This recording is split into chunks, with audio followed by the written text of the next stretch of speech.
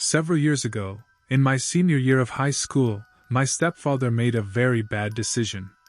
His decision caused a lot of pain and suffering for my mom and me, and we are both still in counseling for PTSD and agitation.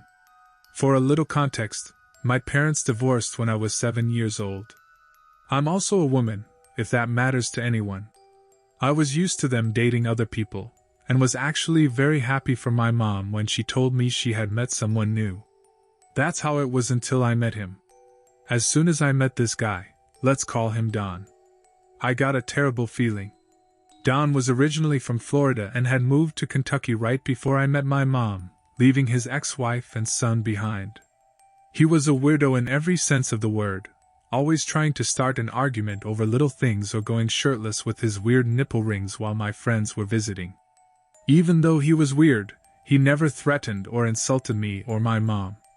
That was until one night right before my mom's birthday.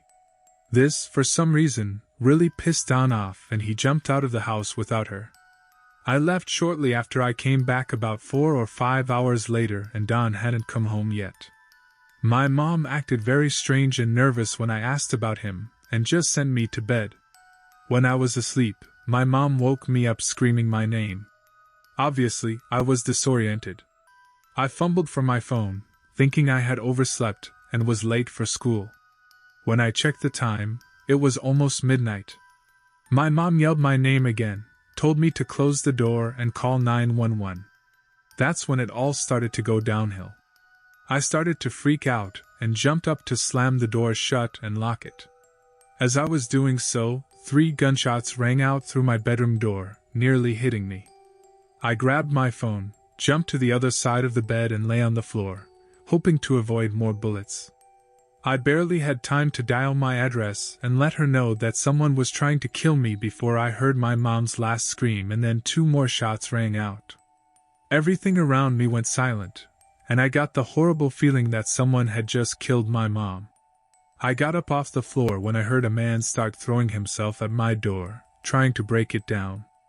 All I could think about at that moment was getting to my mom and staying alive. He finally broke the door down, and I was horrified to see that it was my stepfather. His eyes were glassy as he grabbed me by my shirt and put the barrel of the gun to my head. I screamed and struggled and he repeated over and over, "Is this what you wanted?" At this point, many of the details fogged up as a ridiculous amount of adrenaline raged through me, but I somehow managed to throw him back and flop him onto the bed. I used both hands to keep his gun hand away from me.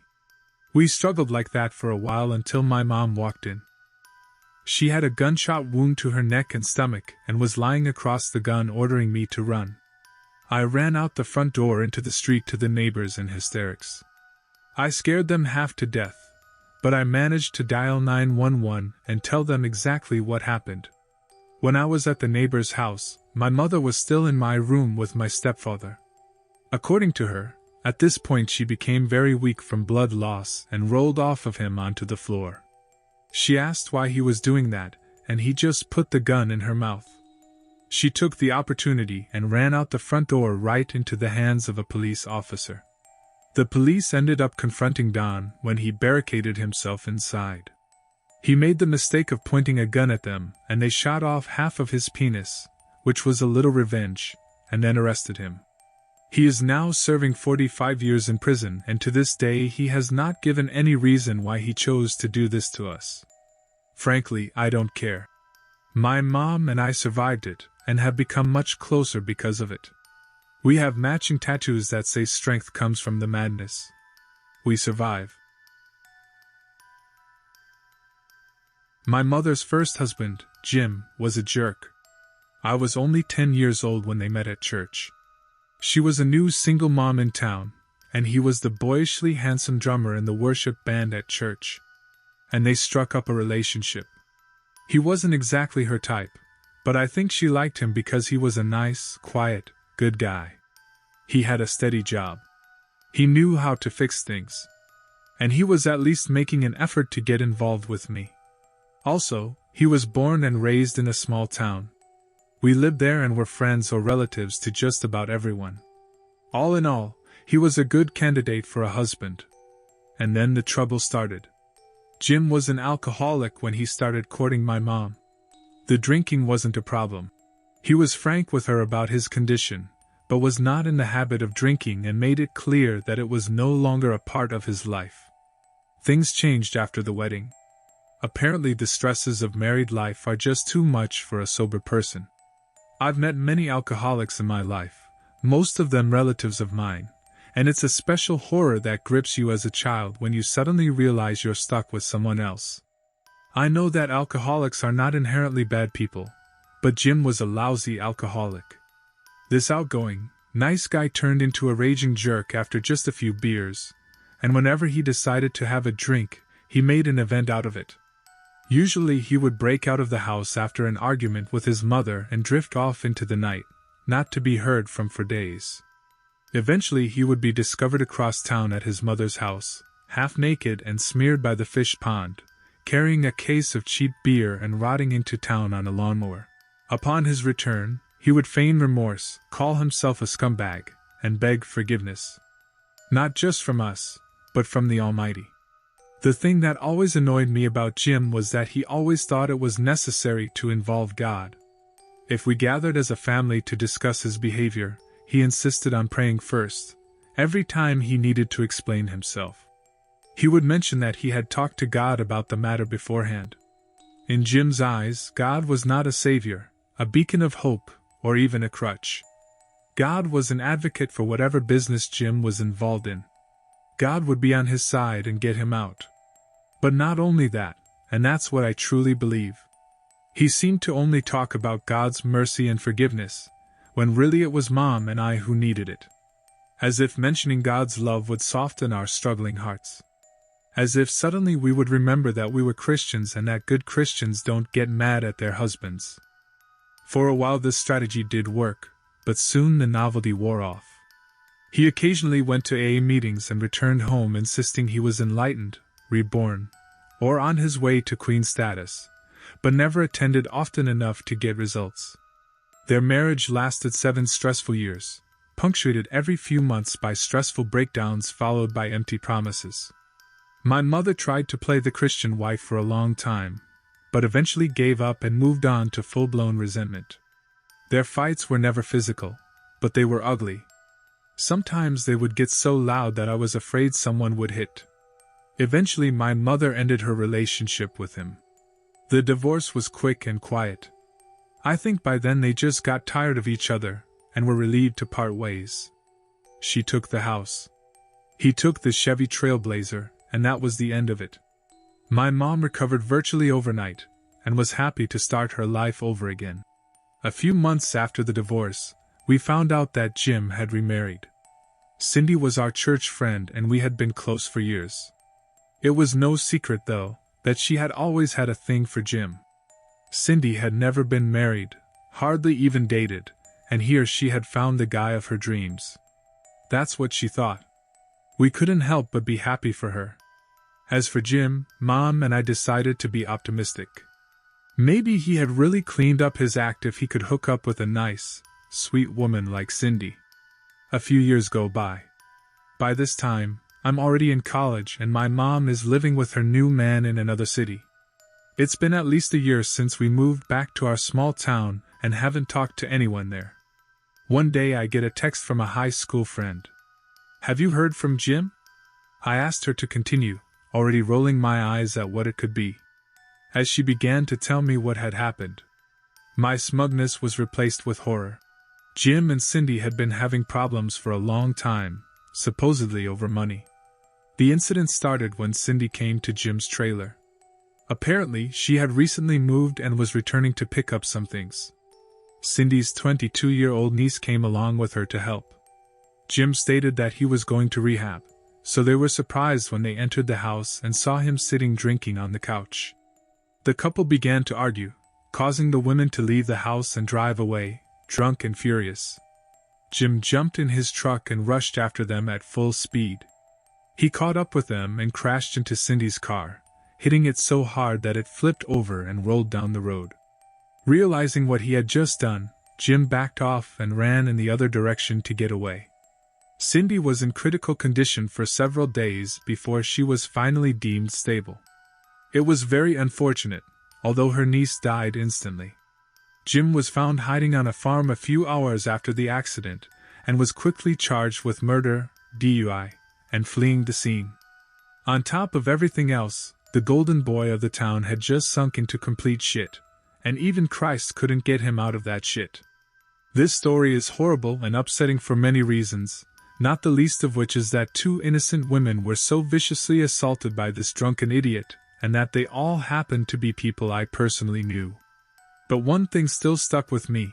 The car Cindy was driving was a Chevy Trailblazer, the same Chevy Trailblazer that Jim had gotten in the divorce. My mom's old car, the car I learned to drive in. I can only imagine the speed he was going to hit them to flip them over with his little pickup, and how angry he must have been to not even think about it. Sometimes I wonder how many times my mom and I avoided a similar fate. I'm glad he's behind bars now and will never be able to hurt anyone again. Before I begin to tell this story, I want to state that the names in this story have been changed and omitted in their entirety where necessary. It happened this morning, around 10 o'clock.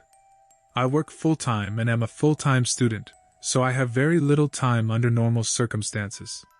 Classes ended just recently, and many people have left my university to go home for vacation. I work in a coffee shop, so people come home, which means that not only do I get a break from studying, but work is usually very slow. And it's very beneficial to my mental health. I usually resort to marijuana when my UC is aggravated or to regain my appetite, lost for the same reason I somehow ended up working 9 to 5 Monday through Friday. I had the whole weekend off this week and was recovering from a slight hangover from last night. I figured I could smoke before lunch, play some videos, and be useful by the time I needed to make dinner. I rolled one up, slid the balcony doors shut, and had a smoke. This is a beautiful thing. I tell myself I deserve it. After a long week, I have some time to myself. I don't have anything to do today, so I'm sure that getting high in the middle of the day won't be a problem. I don't need to meet anyone today. Patting myself on the back a few minutes more than necessary. I watched the door close and wrapped myself in a blanket on the couch. I was the only one awake in the apartment this morning, and I heard someone in the hallway. Suddenly there was 3 hurried knocks on my door, and I jumped up abruptly. Oh shit, did I forget that someone came to greet me? I think about it as I look through the people to see a middle-aged man with Homer Simpson, hair transition lenses, and a handful of gold-wrapped gifts. He's also fiddling with his phone. When I look outside, I see that a Domino's has been brought in the section directly across from me, and the driver is standing in the doorway, not feeling uncomfortable considering the people present. I open the door, and the man greets me and starts to walk in. I stand firmly in the doorway, and as soon as he realizes I'm not moving, he extends his hand. I shake his hand firmly, looking him straight in the eye. I still don't understand what's going on. Keep in mind that even though I was trying to look cool, I'm a fair-skinned blonde with chapped lips. I'm in my pajamas and my eyes are definitely red and shiny. I'm her father. He tells me I could swear I remember our name, and mentions that her father is a tall black man. And this gentleman was not only white, but probably about 5 feet tall. Oh, are you Linda's father? I asked. It was very important to me to say her name. Let me leave. Let her know you're here. Wait a minute, I said. And I headed down the hall to knock on her bedroom door, next to where my fiancé and I shared a room.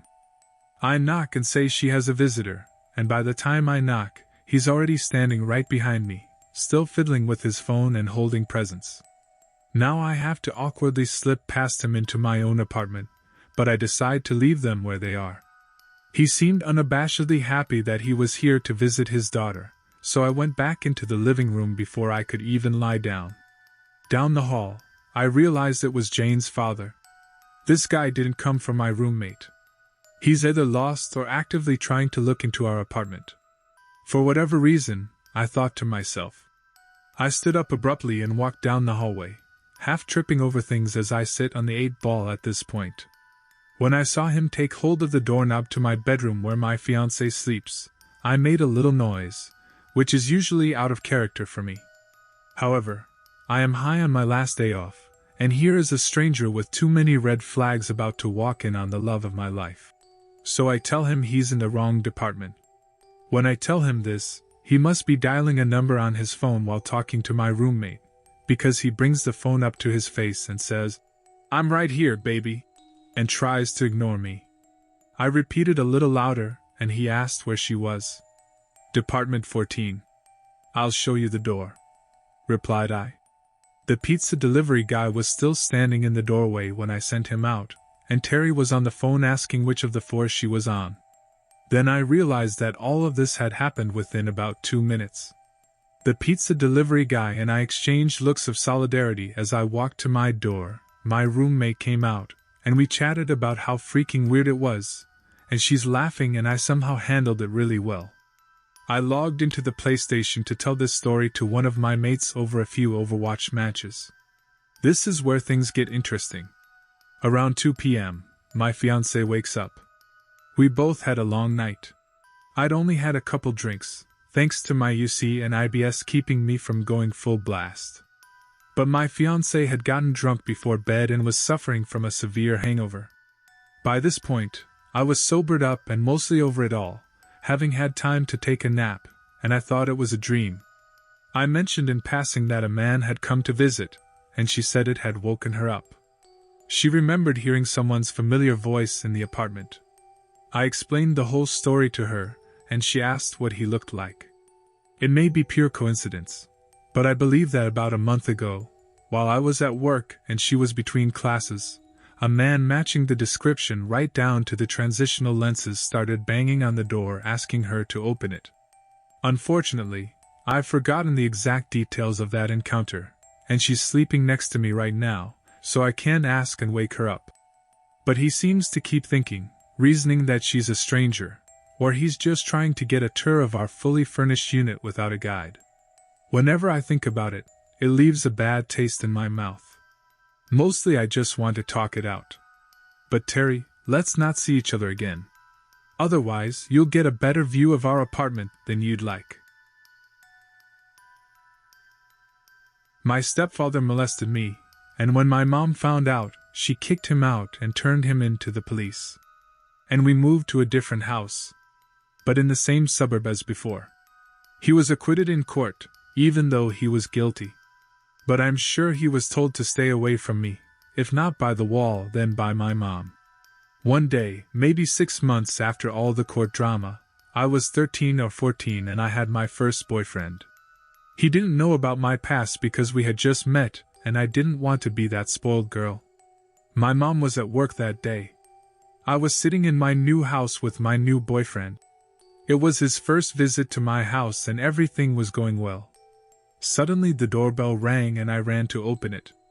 It was the suburbs, so I wasn't too worried about who it might be. It turned out to be my stepdad just standing there smiling. I realized now that I should have just closed the door, locked it, and called someone. But I'm scared of him to the point where I'm sure he'll come in if he wants to. He had that crazy look in his eyes that somehow makes a man capable of anything. He was holding a big bag and I think some other things. I thought they were things he had brought to kill me, but he just handed me the bag and said, "I found some pictures of you in your mom's magazines. I thought you might want to bring them back to the house." I'm worried as hell because I knew right away that he somehow knew Mom wasn't home. He would never show up if she was home. But I grab my bag, say something like, "Thanks, bye," and start to close the door. He puts his foot down so I can close it, and kind of pushes it open again, looks at me and says something like, "So what are you doing?" and starts smiling again, that creepy pedo smile. Again. I should have just yelled to my boyfriend, who's sitting in the living room. But I feel like if I drag him into all this drama, he'll dump me for sure, and I'm too embarrassed. So instead I go into my own fight mode, approach my stepdad, tell him I'm with my boyfriend, and point to my boyfriend's shoes in the hallway, whereupon he gets a new look on his face. I don't think I had seen it before, but as soon as I saw it, I realized that I had disrupted some creepy plan he had. It was like something inside me shut off and that creepy smile stopped appearing on his face. I don't even remember what he said next, but I remember that he laughed awkwardly when I opened the bag. He was covered in old magazines, but they were all his. I immediately called my mom at work and told her he would stop by to see her shortly after she got home. I called him and yelled at him for about an hour. I never saw or heard from him again, but I can't get rid of the thought of what he would have done to me if I hadn't told him my boyfriend was there. Like I said, the look on his face said he had some creepy plan for me. And when I told him that my boyfriend was home with me, it seemed to disrupt his plans. Anyway, I'm glad I've never seen him since, and I hope it stays that way. When I was 14 years old, I went to school about 30 miles from home, so I understandably didn't get to see my high school friends much on weekends. I was so excited when I finally got a chance to visit a friend. She was much more popular than me, and I thought it was my chance to get a foothold in the cool group at school. My friend was always popular with the boys, mostly because she was very flirty and, as I would say today, teased them. It wasn't until I got older that I understood the meaning behind this behavior. So, I arrived at my friend's house and met her parents. Let me say right away that my parents were not familiar with her parents when they agreed to keep me with them. This is something I will not allow to happen to my own children, at least not to her stepfather. I immediately felt that unsettling feeling you get when you meet someone dangerous. It seems to me that most girls and women are endowed with some kind of sixth sense that helps them determine which men wish them harm. But like I said, my popularity comes first. So I put my feelings aside and tried to enjoy my time with my friend. I can already tell they have an interesting relationship, as it seems much more intimate than the one my father ever had with me. I can't fully explain it other than to say that it is now clear that he has sexually abused my girlfriend before, and for some time. The scariest moment came when my friend left the room for a few minutes. This guy, without wasting any time, came up to me and told me how beautiful I was and how he could tell I was still a virgin. I was just horrified. He then told me that he really wanted to be the one to take my virginity. That he had done it before and that girls liked it. And that I would like it too. I don't remember exactly what I said since it's been 18 years, but I'm sure I mumbled something about not being interested, and my friend miraculously came back into the room. I could tell by the look on her face that she realized something was going on and looked so apologetic, like it was her fault. I get so angry when I think about the fact that she was trying to make things right for me. I spent the rest of the night on guard, even though he never took a single step forward. He stayed away from us in general. Maybe it was because he suddenly realized that I might tell my parents, but he didn't have to worry about that. As many times as my parents had told me as a child to let them know if anyone touched me, they never spoke to me when I became an adult. I ran the incident internally and didn't tell anyone until I met my husband. I went up in the ranking of cool people, so I guess I got what I wanted in the end. But I can't bring up the incident too often or I get really angry. I also worry that no matter how much I ask my son to tell me, if something bad happens to him, as it did to me, he might not. But I hope nothing like that ever happens. All that remains is to pray and hope. This is something I memorized from elementary school that I found very creepy and made me very anxious. So, let's begin. When I was in elementary school, I had a friend who was a year younger than me. Her name was Polly. I think we were about 10 or 11 years old at the time. We met at an after-school club and basically just became very good friends and spent a lot of time together in and out of school. Polly's parents were divorced, but she lived with her mom about 10 minutes away from me. So she would come to my house and I would come to hers. That was until one day Polly's dad picked her up from our club after school. When I started to feel uncomfortable, her parents would take turns picking her up. One evening, as the after-school club was coming to an end, the two of us and one other person were left outside waiting to be picked up. Her father arrived and Polly introduced me to him. He was tall, with curly red hair, wearing a suit and glasses. Mostly he looked pretty normal, But I remembered that he just stared at me for about 3 minutes and nodded while Polly talked about having me over for dinner next time or something. There were several occasions after that when her father took us swimming to watch us from the benches upstairs, and I remember that whenever I happened to look up, he was watching us.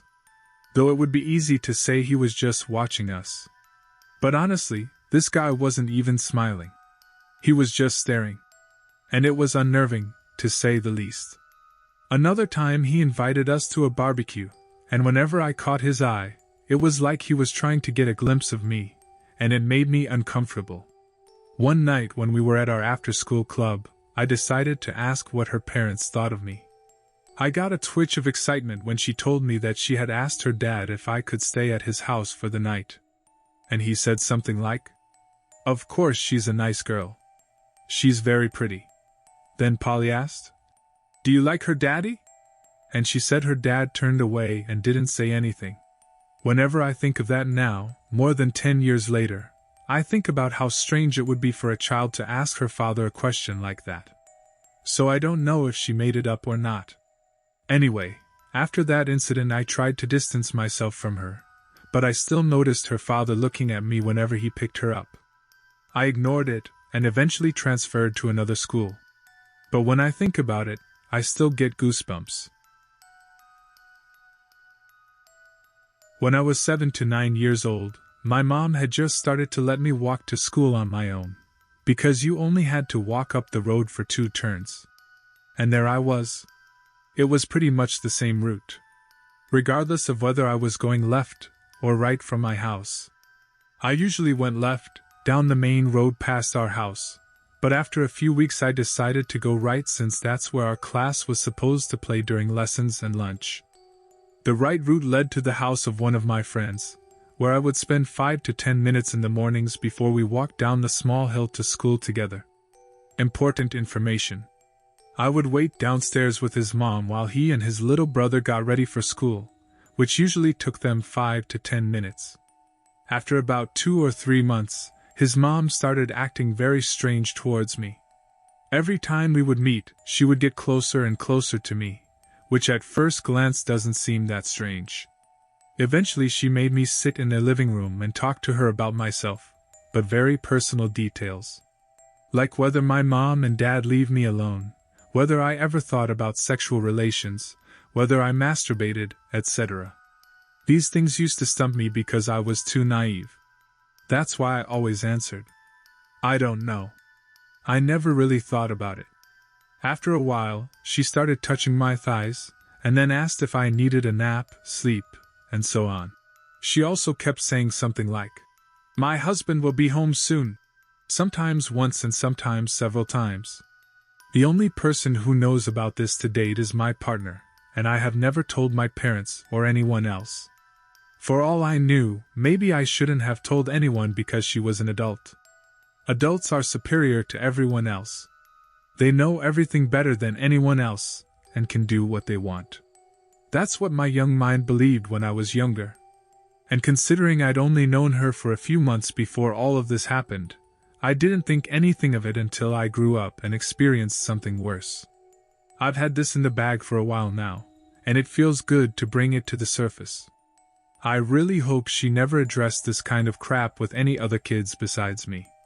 It's really disgusting that an adult can take advantage of a child like that.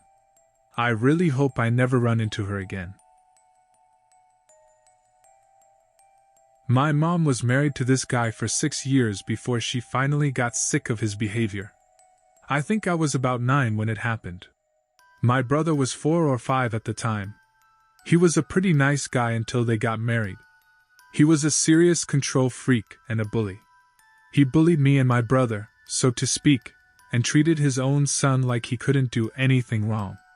So, I was probably about 16 years old when we were driving home from some business. Somehow the conversation came up about stripping. I think it was because he was talking about one of my mom's best friends who used to strip while we were in the car on the way home. It was just me and him there. We got home, were walking up the stairs to our apartment, and he turned around and said he wouldn't mind if I became a stripper. They make pretty good money.